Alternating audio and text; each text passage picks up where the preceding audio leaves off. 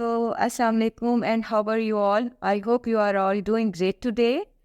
Today, I'm here with new knowledge. It's all about basic Islamic question. I'm gonna share with all of you today. I hope you will get it, and we'll try to follow it. Let's start. My first question is: Do you know? Do you have any idea about it? That who was the first woman in the world, 20,000 years back? Who was the first woman? Who was the mother of all humans in the world? So it was Hazrat Amma Hawa. Allah subhanahu wa ta'ala sent for all of us in the world. Amma Hawa is the mother of all humans who are living in the world.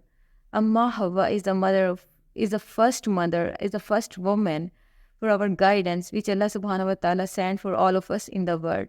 And my second question and knowledge about that is who was the first man? Who was the first man? Who was the father of all humans in the world? He was as Adam alayhi salam, which Allah subhanahu wa ta'ala sent for all of us for our guidance in the world. And I'm saying again and again, and that he was our first father and first man in the world, Hazrat Adam alayhi salam. My next question is, what is the benefit of reciting Ayatul Kursi before going bed? Why we have to recite Ayatul Kursi before going bed? It's a very beneficial for all of us, that it protects from all evil creature like jinnah and bad dreams like nightmare. If someone sees and someone is scared, feeling scary, that they have to recite Ayatul Kursi. It's very beneficial for all of us. And before going bed is also very beneficial. So Ayatul Kursi is very, very beneficial.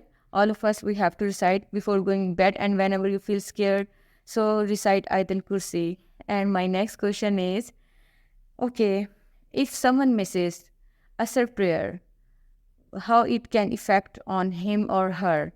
If any moment misses Asr prayer, if any moment miss Asr prayer, how it can affect on her or on him? So Prophet said, if anyone misses Asr prayer, its effect like as he cut off his property and as he cut off his family. So all we have to perform Asr prayer regularly. Asr prayer regularly. I'm saying again and again that all of us, we have to perform Asr prayer regularly. It's very beneficial for us. As Prophet said, if you miss it, it's just like you have cut at your property, cut off your property and cut off your family too. So my next question is about which uncle of Prophet Muhammad didn't accept Islam? He was Abu Lahab. Abu Lahab didn't accept Islam. Let's pray, may the hand of Abu Lahab crumble, may the hand of his perish, and domed he is, obliterated he is. Inshallah, he will be, because he didn't accept Islam, and he created lot of troubles in Prophet Muhammad life. He disturbed when he was preaching Islam. His wealth and whatever he got in his life, whatever he earned, he will not gonna avail any time in this after the world. Okay, and he shall be plumbed into a flaming fire. He shall be plumbed into a flaming fire. I'm talking about Abu Lahab, because he disturbed, create lot of troubles when Prophet Muhammad sallallahu alaihi wasallam preaching for Islam, and he didn't accept Islam too. He disturbed to Prophet Muhammad. So and his wife, she was carrying, she will carry firewood, and she will have a rope of palm fiber around her neck.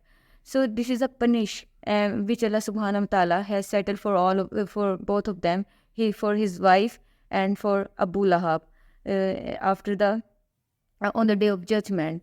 Abu Lahab was very cruel with Hazrat Muhammad, and he created lot of trouble in his life, and he was preaching for Islam. So Allah has settled already a punish for both of them. My next question is, how many gates of Jannah?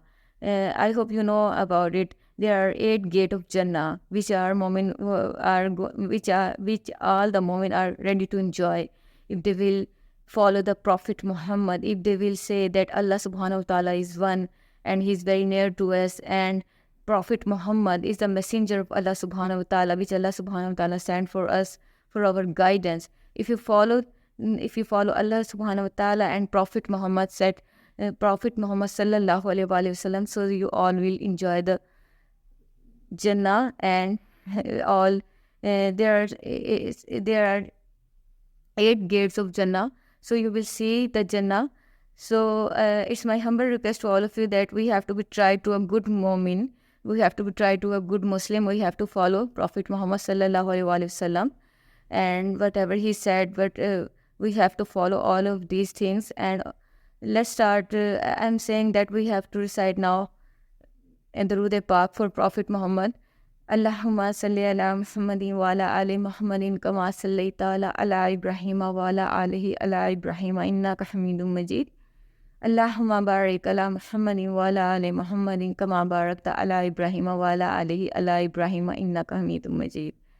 I hope whatever I have discussed to you with all of you that you have get it, and you have to follow all the rules and all the regulation which Prophet Muhammad said, which Allah subhanahu wa ta'ala said for all of us. I hope you all will follow. Take care and Allah Hafiz.